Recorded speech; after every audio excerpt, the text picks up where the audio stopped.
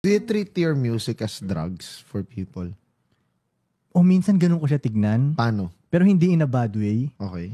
Pero parang, kunyari nasa studio ako, nagtitimpla ako ng music.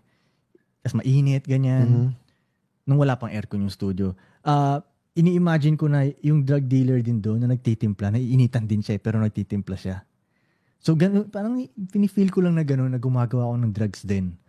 Gano'n din naman siya eh. Hinahanap din ng tao yun eh. Kumbaga, pampasaya din naman siya ng tao eh. Yung drugs, pampasaya ng tao. Yung music ko din parang gano'n din eh. Parang nalulungkot sila, frustrated sila sa work nila, o heartbroken sila, maghahanap sila ng music ko. Tapos magiging okay na ang lahat.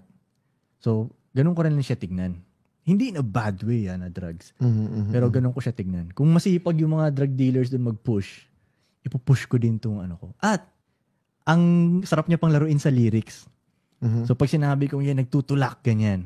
Di ba? Parang pag pinakinggan, drugs yun Pero bakit? Pwede naman magtulak ng kanta. Yung other meaning niya, parang gano'n. Okay.